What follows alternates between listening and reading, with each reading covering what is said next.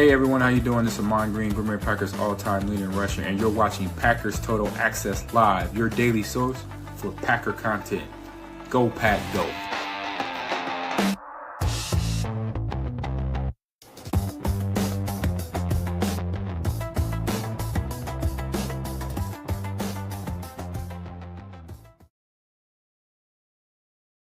What's up, guys? Happy Thanksgiving to everybody out there. Welcome into the PTA pregame show. Packers, Lions, Thanksgiving Day. It doesn't get any better than this. Appreciate you guys and gals hopping in here for a brief moment. I know everybody's got family at home and everybody's probably cooking right now. If you're like me, the sister-in-law's mad as hell because you just stole a couple deviled eggs out of the kitchen. So I was telling Tim before we went pregame, man, I was able to snatch a couple of them off the tray as they were complaining they didn't have enough. And tensions are pretty high in the Bailey kitchen right now, Tim. But I plead the fifth. I had nothing to do with it. I just ran upstairs as quick as possible, and they know I was going live. So they may actually kick down the door here in a second, Matt. So how you doing? Have to pull an extra crate of eggs out of the fridge, man. You know, get it going over there. You know how it is, man. I think we're going to another location, so we got to load all this stuff up. But we're expecting probably somewhere between 20, 25 people, something like that. Nice. So yeah, every deviled egg counts. And listen, early bird gets the worm, right? Early bird gets the worm. Now, the second mouse gets the cheese, but the early bird always gets the worm. So hopefully everybody's having an awesome Thanksgiving morning out there. I see everybody filing in. I'm so excited about this game, man. Everybody seems to be picking it to be a close one. And we're going to kind of dive into some of the NFL Pro data and give you guys kind of advanced metric, NFL next-gen stats approach to how the game looks. But everywhere I look, Tim, they're saying, hey, this is probably going to come down to a field goal is essentially what it looks like. Now, anything can happen. Both teams are banged up. All it takes is one or two turnovers bouncing the wrong way, and it could be a boat race either way. So regardless, though, man, there's nothing like football and Thanksgiving, that's for sure, man. We got Jerry in the house. Happy Thanksgiving to you and yours, Jerry. Appreciate you. So Turtles, happy Thanksgiving to you. We got Bates in here. Appreciate you swinging through, Bates. You are the man, dude. There's nothing better than food and football. Doug in the house. Thank you, sir. And Chuck Jagger's giving a little tip out there. Tim, you knew a little more about this than me. Chuck Jagger says Tubi TV for the win today. What's he talking about there, That's sir? right. Tubi TV users out there, they're streaming the game in 4K today on Tubi TV. So if you're not in the market, can't get it in your area, check out Tubi TV. That's awesome. There you go. Always getting the hacks here, right? H.E. Soder says, field goal, we are so screwed. Why you say that, sir? We're indoors today, man. Dude, McManus in the dome, we got this, man. He's good from 60. Let's go. McManus sounds healthy for the first time in a long time, too, which is exciting. And you say, where did you hear that, Clayton? They just cut Haversick. Believe me, if they were this little bit worried that McManus wasn't fully healthy, I think they would have kept Haversick or replaced Haversick with another kicker, I would imagine. And to the best of my knowledge, that has not happened. But I-Rock in the house. Good to see you, buddy. We got Tony Holman in here. Let's go. And, of course, we've got our first FGB as the Lions fans file in here, sir. Let's keep it PG. I guess he did keep it PG-13. Yeah, that's pretty PG, especially for someone from Detroit, right? That's pretty good. Absolutely. Chuck Jagger says McManus and Eminem go to the same barber. All right, let's get into it, Tim. Let's get into the content. I wanted to kick things off right now. Listen, I know we've got a multitude of viewers on this particular program. We got people that I've had people reach out. They're in their 70s and they watch the show, which makes sense. Those type of people probably gravitate more toward me than the younger crowd, to be honest with you. I'm kind of an old soul in that regard. But we've also got younger folks as well. And one of the Thanksgiving Day traditions, anybody who plays Madden, you've probably seen the recent update of John Madden and the Thanksgiving Day stuff that they've kind of added into the game. John Madden and Pat Summerall, they go hand in hand with football on Thanksgiving. And I know there's a younger generation that maybe you just know it from the video game. You know Madden from the video game. The older generation know him as Coach Madden, right? Yeah.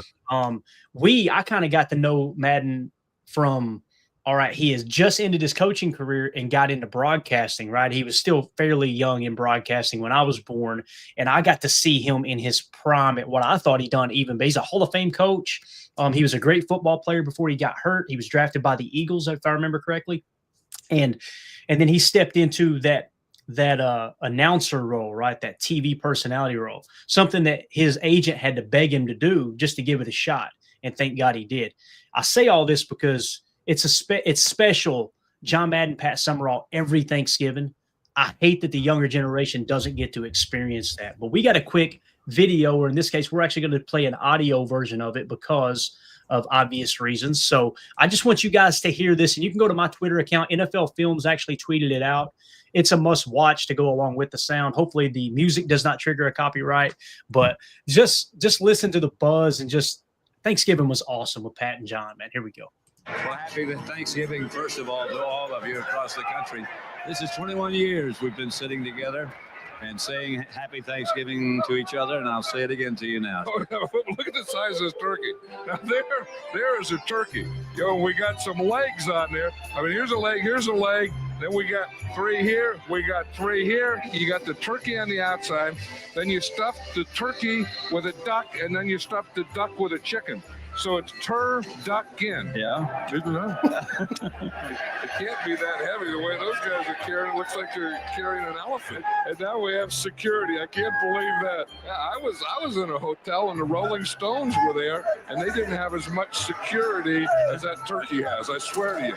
No, not now. Save it. Hey, that's early. Cameraman. No, the guy's eating a turkey leg. That's the one we got to give out to the MVP, and the cameraman ate it. Eric, you get the turkey leg. Jerry, you get the whole turkey. You get the whole bird. I knew you was in the whole thing, John. I want to talk to John Madden, Pat Summerall. That's what I want. You got it. Yeah. Hey, yo, what's up top, fellas? Yeah. Huh? You're up on top when you make catches man, like that. Hey, y'all know I put on the show for y'all 2 old heads, man. There's no place that I would rather be than right here with you at this time, and it doesn't get any better than this. Oh, so awesome, man. Does that not bring back so many great memories? Yes. Like, seriously. John Madden, Pat Summerall, they were the soundtrack of my childhood. I'm just telling you, man. Elijah Gwynn, John Madden, and the turducken. It doesn't get any better, right?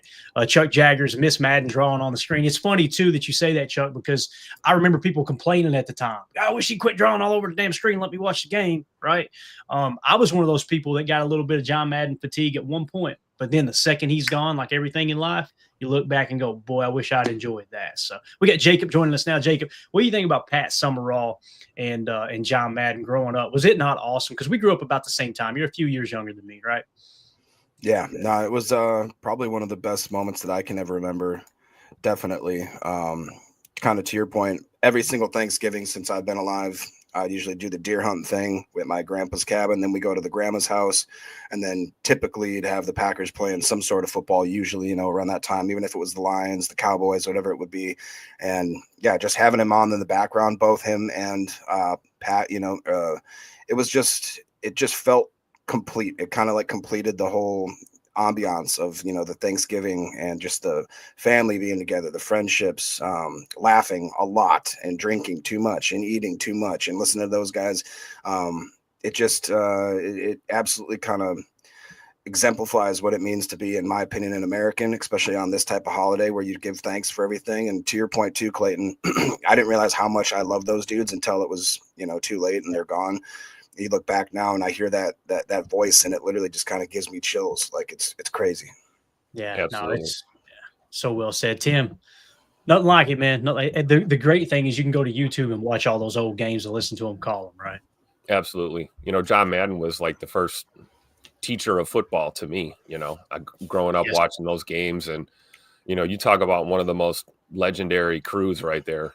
Pat Summerall and John Madden. I don't know if it gets better than that. There might be a few out there that come close, but I don't know if it gets better than prime John Madden and Pat Summerall in the booth. And, the back and forth they had, the banter that they had. And, John Madden's love for football just came through in every single broadcast. You could just tell how much he loved this game and how much he loved the players of this game. And, everyone that's a part of football, John Madden's kind of the patron saint of football in America, and get a little choked up just thinking about him. Still miss him, Yeah. One of the greatest ever to coach, ever to broadcast, and teaching a little skinny Wisconsin kid like me about football from a very early age. So thank you, John Madden, and rest in peace for sure. Yeah, love it to wear the patches on this day for sure. Jacob, you got anything else there as we get into the comments here? Mitchell's mommy missed those days. Best announcers ever. Yeah, no, I just think they were such a yin and yang, a Bert and Ernie, because we've talked about it before. Madden would go off on some crazy tangent, didn't really make sense sometimes, or just be so off the wall, and they'd cut back to Pat. That's right, John, and it's 3rd and 4, and it just would steer it back. It's kind of like our podcast when I say something stupid, and Clayton's like, "All right, moving on." Get a little John Madden play-by-play of you stepping out of the office last night. Yeah, he not only rambled, but he rumbled and stumbled. It's funny too because John Madden had the best description, or maybe it might have been Joe Buck who replaced. Joe Buck and Troy were they're the new thing, right? That Fox did for a long time, and now they're obviously at ESPN. But they kind of took over for John and Pat, and they said that John Madden was Walter Cronkite and John Wayne in the or not John Madden. It was Pat Summerall was Walter Cronkite and John Wayne in the same person. He had that deep John Wayne like voice, but he had the precision of like it's just unbelievable, man. Unbelievable what they did. They really hit gold. What's crazy too, a little backstory about that with Summerall, and then we'll get into the Packers Lions here. I think it was CBS that he originally worked for. They reached out to one of his roommates and was going to audition him or whatever, right, to come on. It was a former player or whatever. I think they were living in New York City, I believe, at the time, because he used to play. Many people don't know this, but Pat Summerall kicked, I think, the game-winning kick in the greatest game ever played for the Giants, okay? So they called the hotel looking for his buddy about an audition. Pat answered the phone, and the CBS executive said, "Hey, can you come down and audition too?" And that's how Pat Summerall got into broadcasting. So just thin threads for sure. We got Larry in the house. Good morning. Happy Thanksgiving, everyone. Happy Thanksgiving to you, sir. All right, let's jump into the game here a little bit. Seth Ruder with the first super chat. Thank you so much, Seth. Appreciate you, buddy. He says, should we take more offensive risks with Detroit with the defense being elite? So he's talking about our defense being elite. Should we take more offensive risks? You guys know my answer to that. I'm the most boring fan on the face of the earth. I feel like I've seen a lot of people say that, Seth. You're definitely not the only one to kind of think in that regard. I feel like it counteracts the fact that your defense is so elite when you give the ball back to the other team. And again, when you're taking risks, you got to be prepared to give the ball back to the other team. The big thing that it goes back to in these quotes that have kind of been circulating here lately was they said that, I think it was Reggie White back in the day, told Brett Favre, hey, just keep throwing it, keep taking shots. We'll get the ball back for you. Again, we're talking about 1994, 1996, right? Whole different ball game than today. I feel like the most important statistic is obviously turnover margin. So I know where I stand there. Let's go around the horn with that question real quick from Seth. I think it is a great question. We'll start with you, Tim. Do you feel like you should take more offensive risks now that you've got a defense that's definitely top 5, possibly the best defense in the league? I feel like you might be a little more prone to some calculated risks. You may want to go for that kill shot if the opportunity presents itself, because you have, the faith that you have in, this defense and the way that they've been playing at such a high level and really are kind of hitting their stride right now. So I don't know if that's going to be like a stressed part of the game plan for this team, but I could see, Tupac LaFleur and Jay Money out there saying, F it, right, scoot down there somewhere type of thing. But I don't know if you're going to do that throughout the game. But I do think you can be a little more aggressive and push the envelope. I'm okay with risk as long as they're calculated risks, set it up with the run game. Let's get a nasty play action boot and a shot play here and there. I love it. But I don't think you have to be overly aggressive. And, say what you want about Detroit being banged up. That's a team that can make you pay if you get a little too aggressive. So that's kind of my stance on it. Yeah, Jacob, how do you feel about that, man? Yeah, I kind of agree with what Tim said there. Being that this offensive line is a little banged up again and that the guard position, I think, would be a little suspect. I believe it'll be a backup center this time as well. And a couple guys that were kind of just maybe will play, but definitely aren't 100%, which most people aren't at this time of the season. But I could see us, trying to stick with mostly rushing 4 and then every kind of pepper in maybe just a little more heavy, some calculated off the edge blitz, some corner blitz, a little bit up the middle.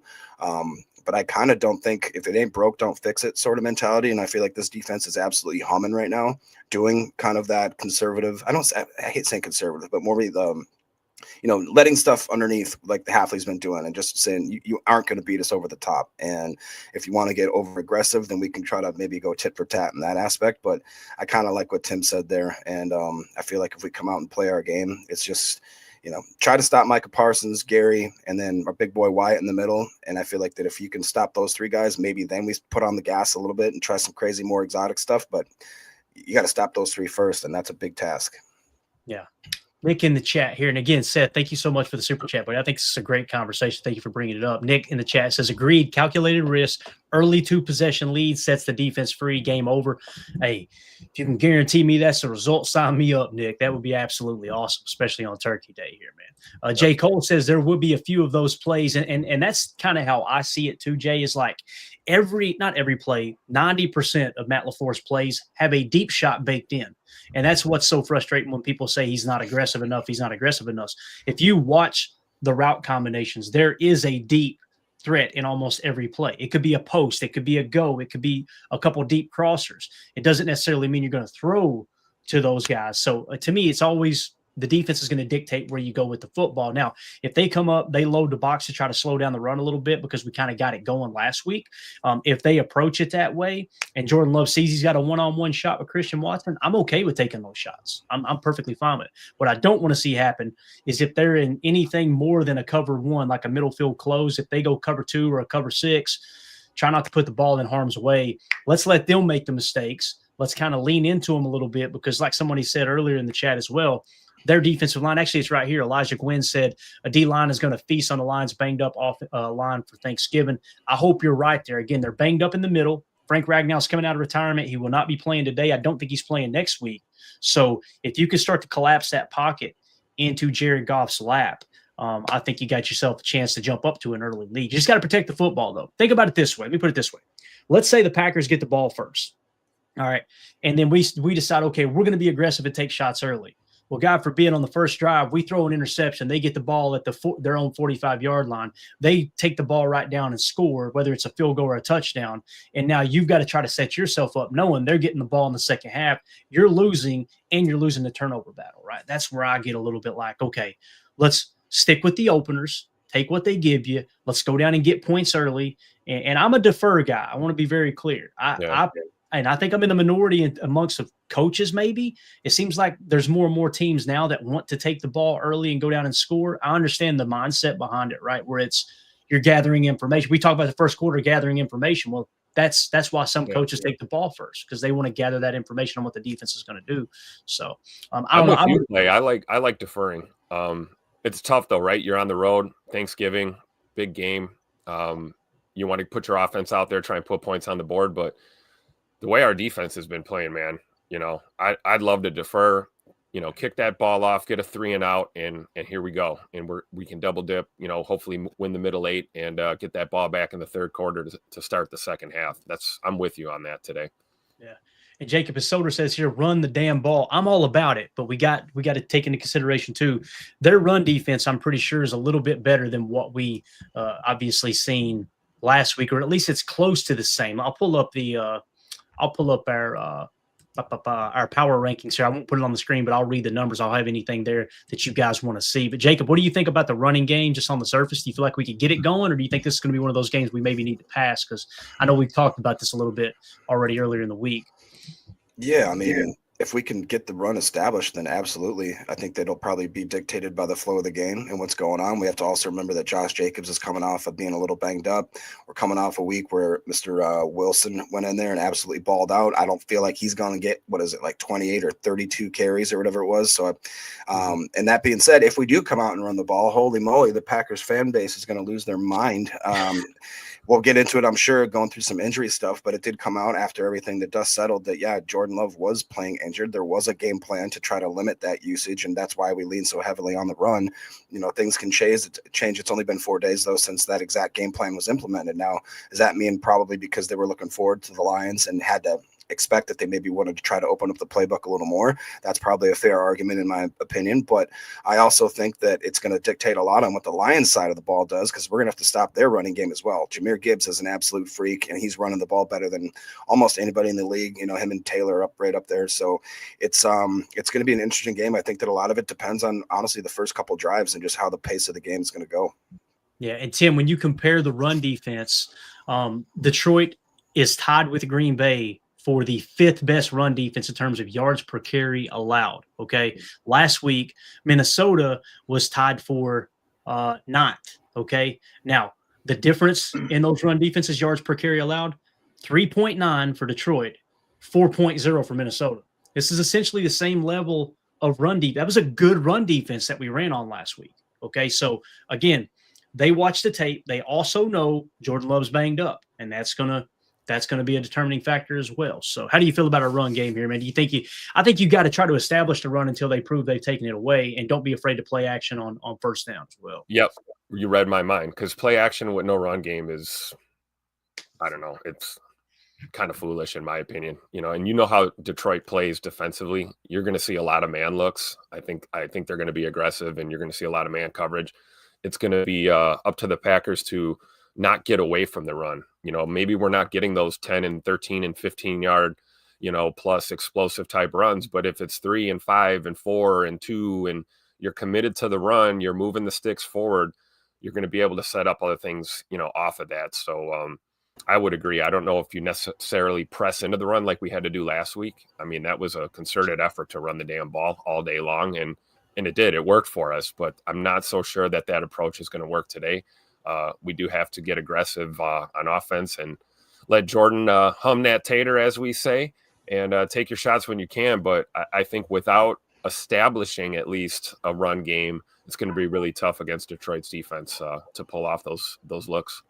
Yeah, Adam in the chat says Packers 31, Lions 17. Packers gain momentum and start trending upwards towards the playoffs and establish dominance over the NFC North LFG. I hope you are right, Adam. That would be absolutely awesome. Doug in the chat here says, my soul needs to see Micah, Josh, and J-Love ripping into turkey legs today. Oh, yeah. Jacob, we got to see it, right? Micah's first turkey leg with J-Love and Josh Jacobs, man. And Josh Jacobs seems like he's good to go. I don't know if you heard or not, Jacob, but he had no game status designation, so he should be 100% from what I got. Yep. Yeah, no, that sounds like a absolutely perfect picture. And you know what that could do is we finally need to update, one of our drops where we have this now with Micah. We got the turkey leg from last year. We got that whole thing. We got to update the new drop. That'd be perfect. Just a really quick, just touch on the running game stuff before we get too far ahead. I really love what Donovan Schilling said. We got a Mauler at guard now. So I believe he's talking about Belton. I wonder if that would dictate a little bit more if they do, you guys obviously are more tape guys and probably had more time to look at it than I did. I'm not sure what you thought about him. Was he kind of more of a road grader? Was he actually setting a little bit of a different tone there? He's definitely more of a road grader, in my opinion. However, I wasn't as big on his tape as other people. Hearing the post-game reaction and people immediately watched, they were like, man, Belton blocked his ass. That was a big difference maker, this and that. I didn't personally see it that way. I don't think he played bad, Jacob. I will tell you this, though. I feel very comfortable kind of what Donovan's saying here.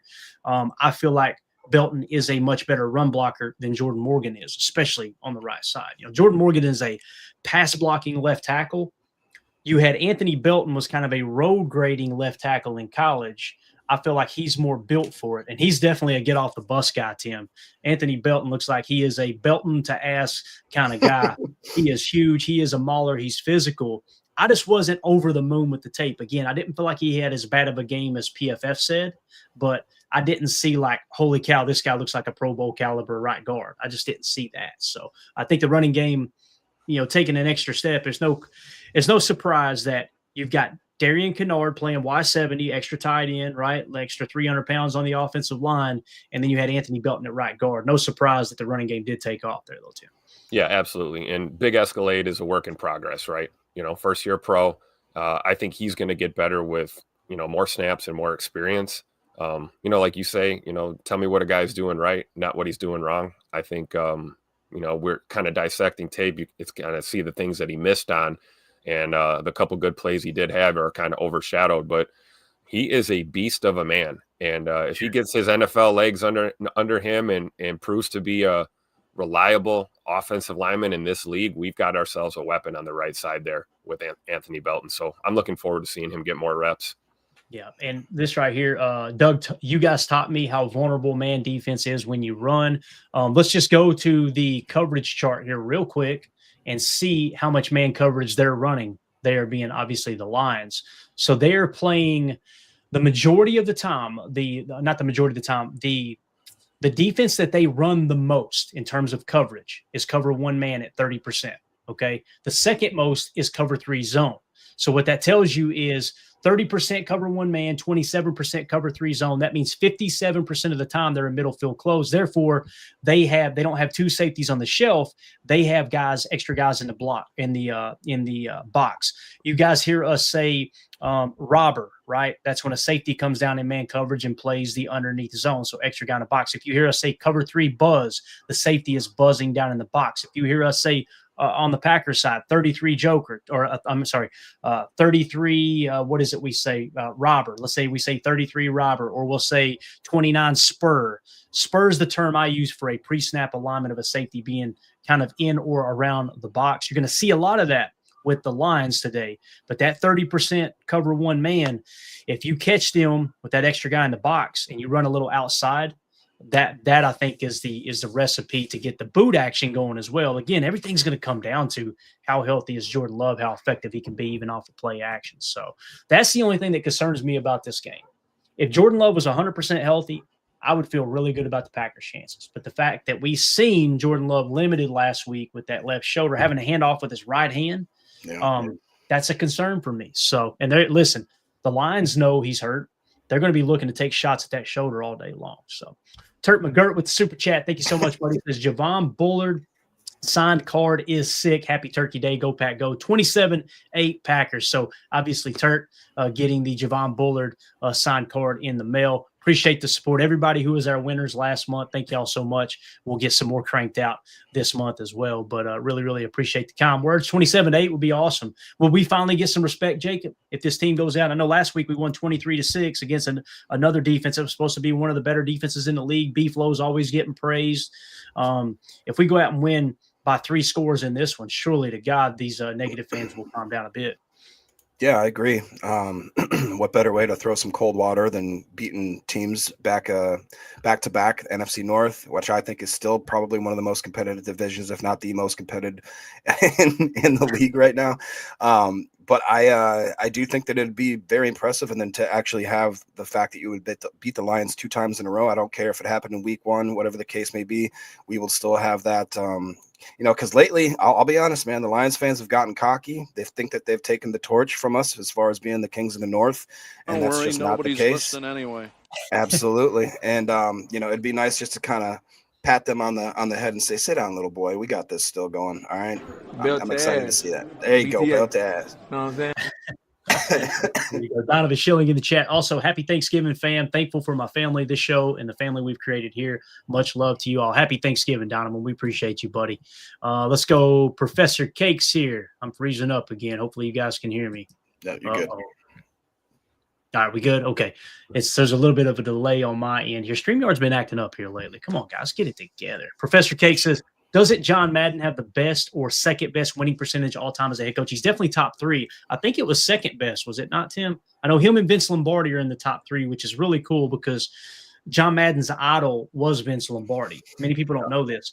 He went to a coaching clinic with him, and what he said he did was he took everything he liked about Lombardi's style. He actually ran a sweep left play. That was the Lombardi sweep because he had an all-pro left tackle or a Hall of Fame left tackle, Hall of Fame left guard, and a Hall of Fame center. So he would run the sweep to the left. He took that from Lombardi, and then he took the air attack passing game from Air Coryell and things that he learned from that early Raiders coaching staff that he was a part of as well. So he would drop those bombs that Air Coryell would drop, but then he would run the Packers sweep to the left because he had that awesome dominant left side there. It's pretty cool to see him up there with Lombardi as idol for sure. Yeah, I think they are somewhere in that top 5 category. We got Bates right here giving us the Bates stuff that he does. He's Madden says number 2, Lombardi number 3. Makes a lot of sense. And I think, you think of Vince Lombardi and you think of John Madden, you think of, great X's and O's guys, right? Great teachers and schemers, but also two coaches that knew how to connect and get the most out of their players. Yes. And players that would, lay down in front of a train for their head coach and do anything for him. That's something that I think John Madden probably picked up from being a Vince Lombardi fan. It's one thing to know the plays and know your scheme and your X's and O's, but can you get that out of your players? Can you get those guys, to want to play for you? And I think that's something that both Vince Lombardi and John Madden kind of wrote the book on in this league. That's a great point, Tim. Clayton, isn't that the same kind of story that said he went to a camp or a seminar and then they focused on just a sweep play for 5 hours, and John Madden left being like, I thought I knew so much about football, and after studying with him, I know nothing, kind of thing. Yeah. So if you guys watch, I think it was a Football Life, he tells that story, and he says, if you guys don't know what a Football Life is, it's a docuseries, documentary, I guess you could say, a series of documentaries right here. That yeah, there you go. Madden had the story, went to Lombardi's lecture. Yeah. So on his A Football Life on NFL Network, right? NFL Films put together that episode. He basically said, I heard Lombardi was going to be teaching close where I was at. So I went up there and I sat, he said, and I'm sitting in the back row, right? He said, like I'm at church or something, like I got all the answers. I'm sitting back there in the back row. Here's Vince Lombardi, the greatest coach of all time in his eyes. And I'm in the back with my arms crossed. He said he taught on one play for 8 hours. 8 hours. He said, I couldn't speak on the entire game for 8 hours. And here this guy all the details, the intricacy of every little aspect of that one play. And he said, I realized, I don't know, I think he said a bad word. I'm a phony. I'm a fake. And that really kind of rattled his cage a little bit. Yeah. So Lombardi had a lot of influence over Madden. And it's crazy too, because Madden's first Super Bowl he ever coached in, right? He was an assistant. I think he was the linebacker coach, if I remember correctly. And he said, I remember looking across the sideline and seeing Lombardi on the other sideline. I remember thinking, that's Vince Lombardi. I'm coaching against Vince Lombardi. Like he just finally made it, One of the younger coaches too. Many people don't know that. John Madden, I think, was at the time the youngest coach to ever win a Super Bowl, I believe. So obviously he got drafted by Philadelphia and he hurt his knee. But before he hurt his knee, he remembered sneaking into, he was an offensive lineman, surprise, right? His big ass. He would sneak into the film session where I think it was Norm Van Brocklin was the quarterback at the time. And he would be in there watching tape. And he said, I snuck in and I'd be in the back. And then finally Norm Van Brocklin, I think they called him the Angry Dutchman or something like that. He said he looked back and noticed me and he called me Red is what he said. He said, Red, come up here and sit. And he said, I would come up there and sit with him and he would explain to me what he was looking for. So if he said, I got firsthand training and knowledge from one of the great quarterbacks of all time. Right. And then of course, when he got his chance to be the head coach, Al Davis had a coaching void because their head coach went somewhere else. And he said, he told all the coaches on staff, if you guys would be interested in being the head coach, come see me. And John Madden went to Al Davis and said, listen, I know I'm young. And people say, well, he's too young to be a head coach. I don't think age has got a damn thing to do with winning ball games. Al Davis loved his speech, gave him the job, and the rest is history, man. So him and Al Davis were – I know people look at Al Davis like he was an old kook there at the end of his career or life, I guess you could say, owning the Raiders. But he was a pioneer. He was the commissioner of the AFL, if I remember correctly. He was an owner. He was a former coach. He done it all. And again, one of the greatest quotes in NFL history, right? Just win, baby. Win, baby. Yeah, absolutely. And John Madden, too, one of his famous quotes, too, this is kind of the Raider way, and I'll probably butcher it, but he said, I've only got 2 rules, right? It's, I know what was the first one? He said, I can't remember the first one. The second one was, you play like hell when I tell you to, right? And he didn't create like all these crazy rules of like, dress code. He said, I never understood the dress code. Whether you wear a tie or not, that's never won a ball game, right? He let the guys be who they were. And boy, did you ever get that with those Raiders team? My gosh. Yeah, right. The Raiders. And he said he got blamed too. They got blamed for playing dirty and watering down the field one time because the irrigation system wasn't good where they played there at their stadium.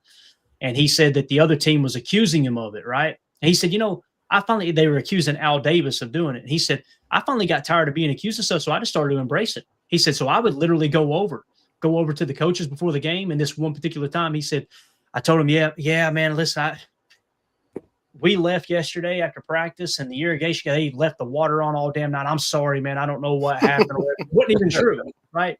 But he would get in their heads, and he said the other owner would go. He said, I could get away with anything.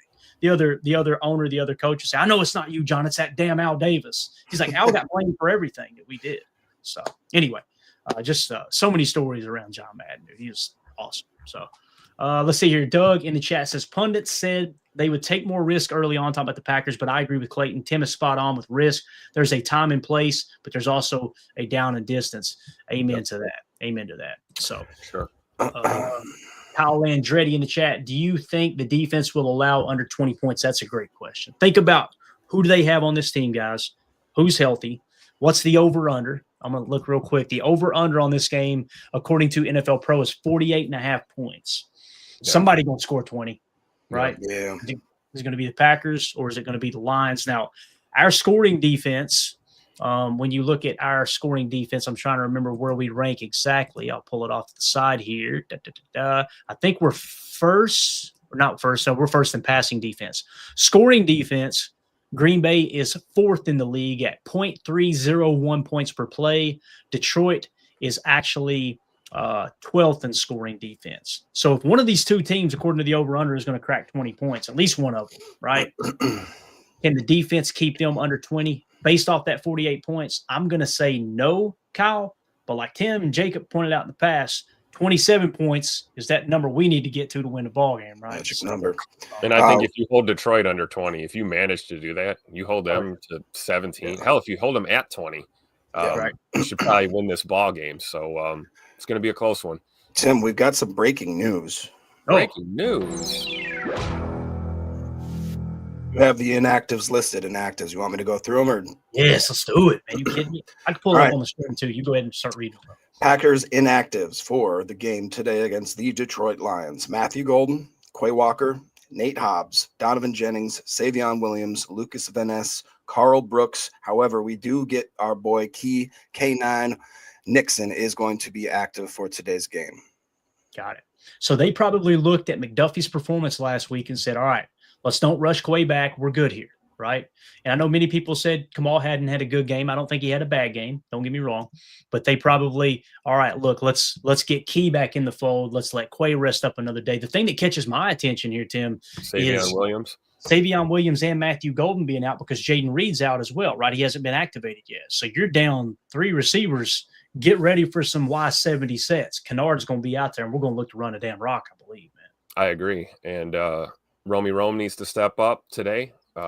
Tay Wicks and Scoot. Those are your big targets here in the receiver room. Wondering how who's going to be back there returning kicks for us today with no Savion Williams. Tim, did you not see some of that news? Did you see? Well, that's right. We've got Will Shepherd. Will Shepherd will be returning. You're not. I forgot about that. That's my guy. You guys were big on him. What? Real big on him. Tim, I'll say Tim definitely was. We saw him in preseason games, and he just looked like the moment was not too big for him. He's a physical guy. I think he's like 6'3", 205, something like that. Up returner too, right? Yeah. Yep. So I'm excited. I thought Tim would have been wearing the jersey already, but I'm waiting for him to send me one. You know, there you go. He said he was going to hook me up. Absolutely. So there you go. So Will Shepherd will be in the lineup. Think of our receivers for a second.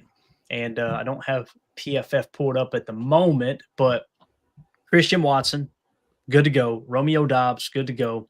Dontavion Wicks, good to go. Who else do we got here, guys?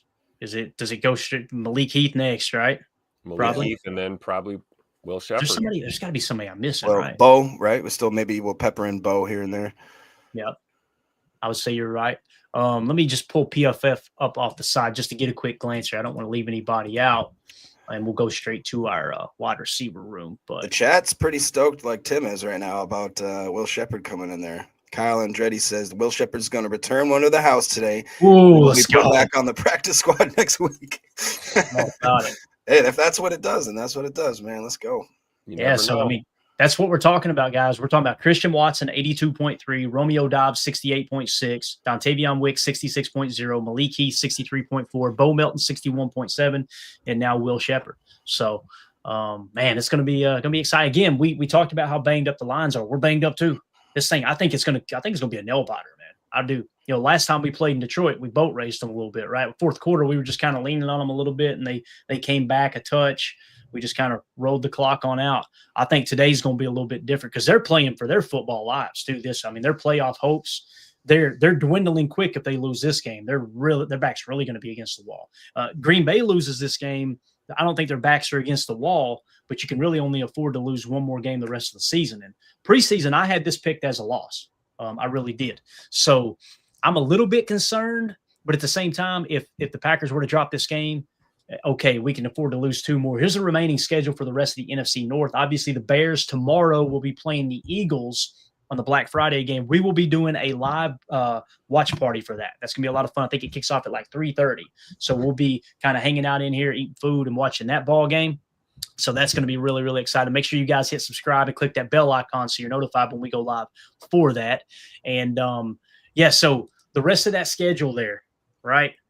Bears at the Eagles tomorrow. We've got the Lions this week, right? Keeps popping down there. I think StreamYard's doing that thing again to us, damn. Anytime we click anything, it'll pull it off. So, and then obviously the Lions and the Packers play. Then next week, the Bears at Lambeau, right? And then, of course, you've got the Lions hosting the Dallas Cowboys, who don't look now. Cowboys might be getting hot all of a sudden, boys. Might be getting hot. And then, of course, the following week, the Bears versus the Browns. Then you've got the Packers at the Broncos, the Lions at the Rams. That Lions at the Rams. I'm telling you, man, the Lions have got a tough go here. If they don't win today against Green Bay and their backs are against the wall, they got to face a much hotter Dallas Cowboys team. They got to face what I think is the best team in the league on the road at the LA Rams. Then they got Aaron Rodgers coming back with the Pittsburgh Steelers. I'm sure he'll be good to go by then. They should be able to beat Minnesota, no problem. And then they go on the road to Chicago, we got to tip our cap, man. They're playing pretty good football. They're figuring out a way to win these close games. Really good offense, top 10 offense for the Bears, essentially. Really bad defense. So, I don't know. When you look at the remainder of the schedule, guys, how do y'all see that? Because that's going to get interesting quick. It starts today, man. It starts today. Let's get a clean sweep here on these 3 divisionals, right? You know, we took care of the Vikings. We got to get a dub in Motown today, and then take care of business at home against the Bears. And I think that puts us in a pretty good spot down the stretch because, you know, you're right. Going to Denver, it's going to be a hell of a ball game. It's going to be a tough task. It's a tough place to play. And then, you can't count teams like the Ravens out either. You know, you look at that. We've got that game coming up, I believe, week 16 or 17, week 17 against Baltimore. That's another one you can't really take for granted. Teams are not their records, so you never know what you're going to get. But I do think, between the remaining schedules, I think, the Pack and the Lions probably have the tougher task. Although the Bears are getting a couple of legit opponents coming up, being the Packers and the Eagles specifically. And you never know. Hopefully Shadir and the boys in Cleveland can give them a spanking too. We'll take it. Yeah, you never know when a team will catch fire like that when you got a new quarterback. I know he played well, and people immediately downplayed it like, oh, he was playing against a bad defense. But nonetheless, man, I don't even know who they were playing against. I can't remember at the moment. But you never know, man. That might be the spark they needed, not to necessarily go on a championship run this year or next year, but to kind of get the foundation in place. Like, all right, we've got the guy of the future, if they think he is. I'm not saying that. Jerry with the super chat. Thank you so much, Miss Jerry. She says, I'm thankful for Mandy. Amen to that. We appreciate you for sharing your hubby. Who became our very own football expert. Don't be humble, Clay, when you are an expert. XXOO. So every time I see those, I think little hug, little kiss from what was it? Nacho Libre, right? So, thank you for the kind words, Jerry. I really appreciate that. And, yeah, you know how I feel. I'm no expert. We're all learning together here, and I screw things up every freaking week. But I do appreciate the kind words, and I know I'll let Mandy know as well. Mandy is the true MVP, no doubt about it, man. She was up late last night cooking, boy. She was hooking it up too. Every time I walk in the kitchen, she goes, "Get your ass out of here."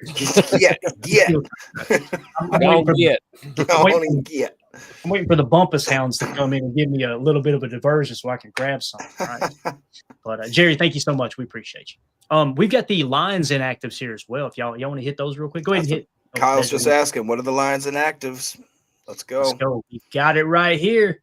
Miles Frazier, offensive lineman, out. Graham Glasgow out, which we knew that. Kirby Joseph, we knew that. Safety out. Tyler Lacey, defensive lineman out. Khalif Raymond, wide receiver out. Mekhi Wingo, or Makai Wingo, however you say it, defensive lineman out. And then Brock Wright, tight end, is out. So they are really slim at tight end. Jacob, me and Tim already talked about this. I want to get your take. They're slim at tight end.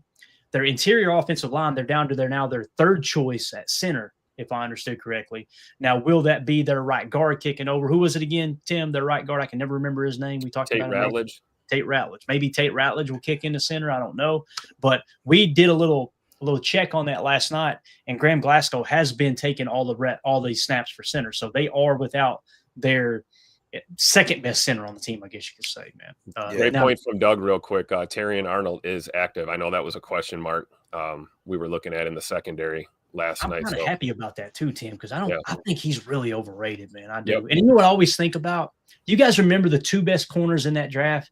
Tim, Jacob. It was Terrion Arnold and Kool-Aid McKinstry, right? Yep. And they were teammates at Bama.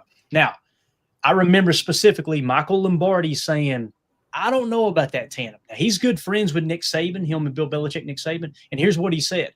There's a reason that Nick didn't play more man coverage this year at Bama.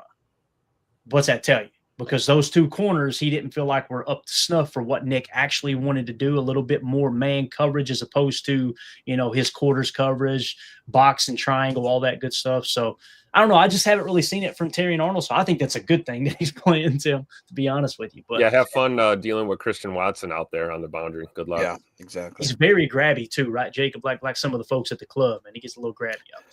And that happens sometimes. You just got to put their little butt outside for a minute, But I think that's a good point. I think that what's more interesting that a lot of people may not be highlighting is Brock Wright.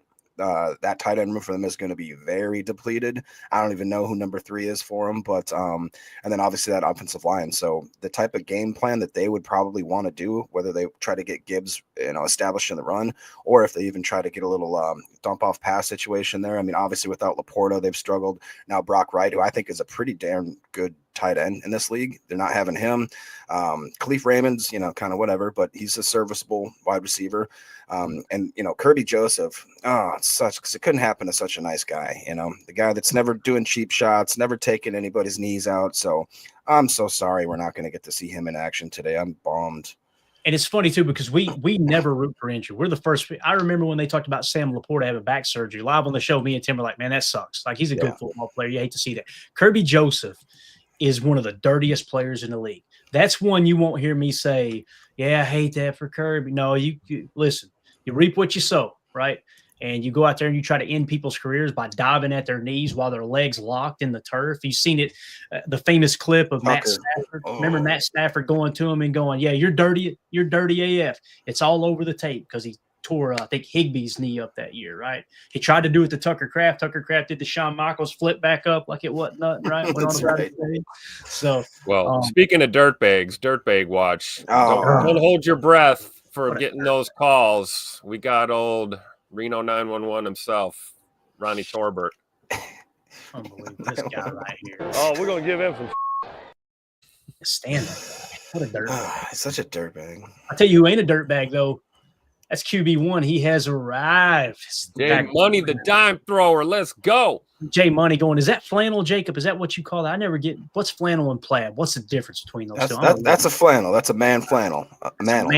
All right. And I love he's got the Christian cross out there for everybody. Hey, left shoulder's fine. He's carrying the Gucci duffel bag in the left hand, so he's good to go. He said, I'm rich and I'm down to earth with the flannel. I love it. Yeah. I mean, and he's now, I believe 2-0 in the Thanksgiving Day games. He seems to be really showing out. Like, the game's not too much for him. Toyotathon got a little rough start last week, but I think that was kind of, as we talked about earlier, that was a little more intended just to try to get him revved up for this game. I believe, too, his touchdown to interception ratio in that time is 5 TDs, 0 interceptions. As long as Mr. J Love, takes care of the football today, I feel like that we are in a good position with things going in, even though we're in the dirty Motown. Yeah, I agree. I completely agree. So, and also Pro Bowl voting has started, guys. make sure you go vote for all of our favorite Packers. That's obviously what they're saying here. 1772 big boom. Vote now.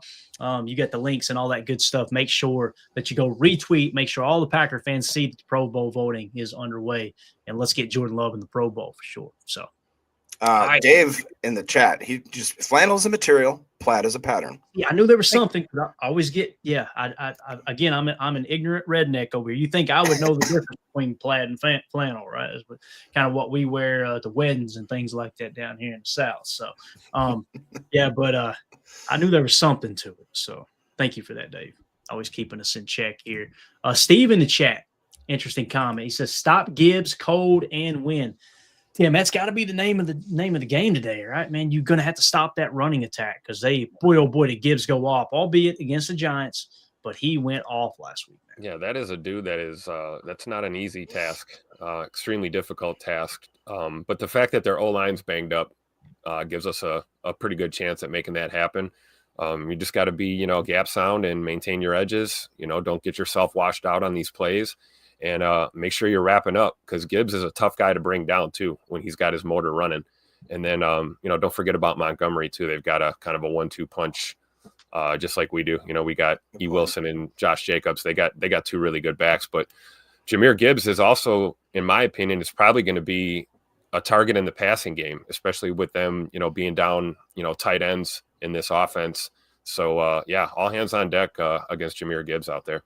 Yeah, I was actually going to ask Clayton a question about that, being that they're off their best at the moment receiving tight end with Brock Wright and Khalif Raymond. Do you think, even though they're banged up at the offensive line, that they may try to dive into the passing game a little more with more spread offense, maybe more wide receivers? I know that Ezek Tesla, who I loved coming out, he was on the injury list, but it looks like he's going to be a go. Do you think they start maybe trying to go a little more, kind of spread us out a little bit and then try to pepper in the run here and there? Or do you think they stick more with just trying to pound the rock early? I think there's more of a chance of that to happen this week than it was last week because, Detroit has the second best running offense in terms of yards per carry, right, at 5.1. But when you look at the rushing defense, the Packers' rushing defense, as we had said before, is tied for fifth best, both Detroit and Green Bay's run defense. So it kind of counters, right? So now you got to ask yourself, okay, do we throw the ball on Green Bay? Seeing that their run defense is going to kind of counteract our boy Jahmyr Gibbs. The problem with that is passing defense-wise, the Packers have the best passing defense in the league at only 5.4 yards per pass attempt allowed. So when you dig into that, I imagine they're going to try to force the run. I think it's going to be one of those games where Tim, you were at this game. You remember the rain game at Lambeau where Detroit was just like, you know what? We're going to let them make the mistakes. And Green Bay did. They just kind of played the long game. Let's run the ball. And it was rainy. I get it. This is going to be indoors. Run the rock, punt. Run the rock, punt. Packers got caught passing a little too much. Threw, I think, a pick six to Kirby Joseph, if I remember correctly. Kirby not being in this game is going to be huge. So you got to throw some of these numbers out the window a bit. But with that being said, Jacob, if I'm going to answer your question as if I was the Lions OC, I would look at the analytics. I look at these numbers and go, Packers are better at pass defense than run defense, although their run defense nothing to shake a stick at. Their turnover margin is kind of middle of the pack, right? So I'm going to make them be the aggressor, and I'm just going to kind of play the easy game, take what they give us, check it down, which we know Jared Goff is check down Charlie, right? I think he's like 20th, 18th or 20th in terms of air yards per attempt. So that's how I would approach it. You asked the question, though, Jacob. How do you see it, man? What would you do? No, I mean, I kind of agree with that. I just, I kind of like what David Mitchell is saying here. I want to see Hopper shadowing Gibbs when he leaks out on a pass. The man can do it. So kind of to your last point, if he tries to expose us with that check down Charlie type of mentality with kind of those little short passes, the leak outs and that kind of stuff, then I would like to see a guy that maybe can run with them. And I've been pretty impressed with Hopper. I don't know what you think about what you saw from them on tape, but what a blessing, because if you guys remember going into the preseason and stuff, I was very worried about our linebacker depth, and wow, how refreshing has it been to see a guy like Isaiah McDuffie, Hopper, and just absolutely, Cooper's been pretty steady Eddie, nothing really splashing there, but I think that that's been a strong suit of our defense and not a hindrance, which, is kind of cool. Yeah. Yep. When you look at the rate, I guess the best place to start here, Jacob, is to see what their tendencies are, right? And we used to do this in the game plan, but man, it's gotten so time consuming putting the game plan every week together every week. It's been kind of tough. They play 11 personnel, 3 wide receiver sets, 55% of the snaps. So Tim, they're in 12 personnel, 27% of the snaps, but their EPA out of 12 is ranked 3rd. So that's where they're doing their damage. Their EPA per pass out of 12 personnel, which is 1 running back, 2 tight ends, is a positive 0.62. That ranks 3rd best. Do they even have 2 tight ends right now, though? That's the question, right? So now you got to say, okay, now keep in mind, we thought the same thing with the Packers. I said, all right, Tucker Kraft's out for the season. Let's press into 11. What did we do? We went and grabbed somebody off the freaking waiver wire, and Josh Wiley or whatever, and all of a sudden he's lead blocking. They're putting him in 2 back sets and all that. So I understand exactly what you're saying. On the surface, that's kind of what it feels like. But the reality is, though, in terms of the rate in which they run those usage-wise, I was trying to find and see where they're ranked there, and it's not showing. But again, 11 personnel, 3 wide receiver sets, 55% of the time. They're in 12 personnel, 27% of the time. They're in 13 personnel, 6% of the time. And then 21 personnel, 3% of the time. So they will come out with a 2-back set from time to time. So, yeah, going to be interesting, man. And again, that's how they kind of rank in terms of usage and all that stuff. The league average for usage, to give you an example, 11 personnel across the leagues use 57% of the time. Detroit's only using it 55% of the time. 12 personnel is being used across the league at an average clip of 23% of the time, and the Lions are using it 27% of the time, right? So, and also when people are in 12 personnel league-wide, the league average in EPA is negative 0.01. Keep in mind, Detroit's EPA is a positive 0.62. So now they don't run the ball effectively out of 12. Their EPA per rush is minus 0.07, but they run the ball pretty effectively out of 11 personnel with a positive 0.09. It doesn't mean the tendency suggests they're going to run more out of 11. It just means they're more effective running out of 11 as opposed to 12. So passing out of 12 has been more effective for the Lions. Running out of 11 has been more effective for the Lions. That's all I think. Keep an eye on. That makes sense. That's something to keep an eye on, especially our backers and then, our secondary, because they're going to be looking for Amon-Ra, St. Brown out there. And, he's gashed us before. You have to be conscious of him out there, especially if they're going to check down Charlie and run the ball down the field. I would not put it past Dan Campbell and those guys to, bust out the old flea flicker or some funny business to hit a shot play. So, head on a swivel out there, defense.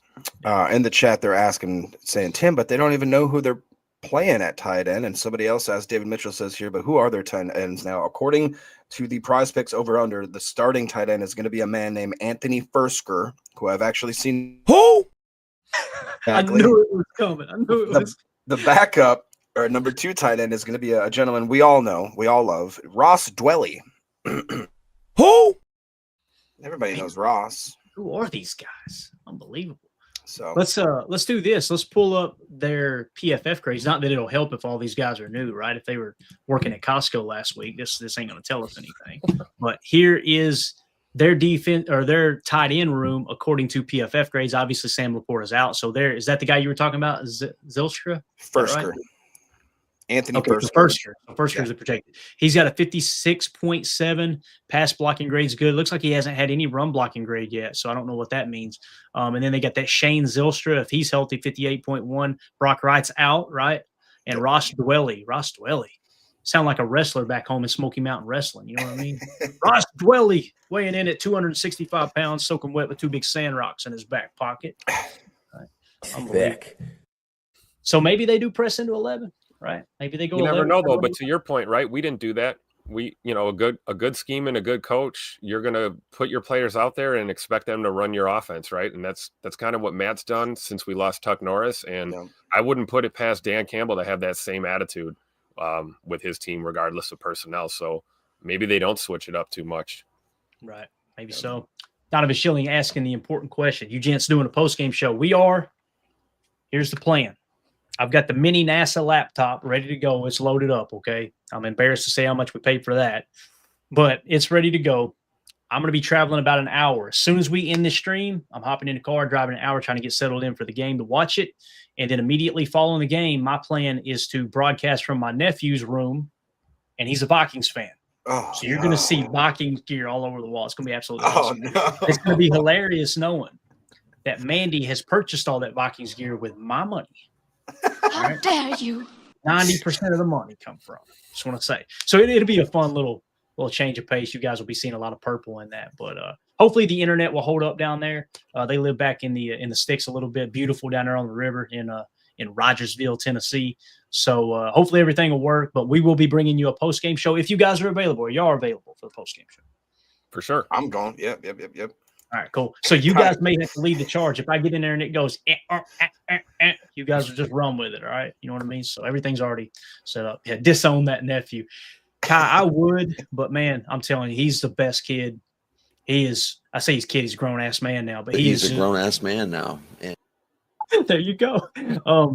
He's a Vikings fan because he dealt with some childhood illness, and when he and being a Vikings fan makes you sick. I'm just kidding. He had to go to a children's hospital in Minneapolis. So as he was at the children's hospital for a significant amount of time, the Viking players would come over and visit those kids. So from Jump Street, he's a Vikings fan. And like I said, he's a good fan too. He's knowledgeable. He's a hell of a football player, wide receiver / tight end. And he just graduated last year, but he's a good kid. It's hard for me sometimes when I really dig in on Vikings fans on Twitter. I got to remember Sammy's on here. He's gonna be watching, so I gotta clean it up a little bit because he's one of the better fans. Which you guys know how it is. Social media, you get the worst fans. So for sure. Go ahead, Jake.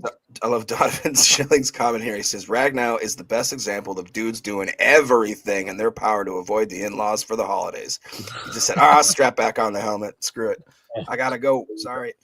Love it. All right. So I think that's going to do it, guys. We wanted to go live a little bit earlier. Keep in mind, as soon as the game's over, the stream is already created, so you can hop over there and chat. Use it as a game day chat if you'd like to. You'll see the post-game show link on our YouTube channel. Go ahead and smash that like button when you jump in there. And before you hop off here, hit like for us here real quick. And if this was your first time tuning into the PTA pregame show, if you hung around, I guess you liked it, hit subscribe and click that bell icon so you're notified when we go live in the future. And please, please, please smash that like button as well. So you guys got anything else before we wrap up here, boys? Anything at all?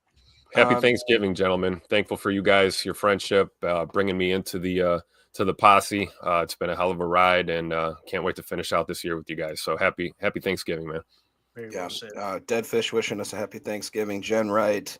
Anthony, I love this comment. Thankful to the PTA squad of misfits. Love that we can have a place to talk about the team we love the most. PTA always makes the day better.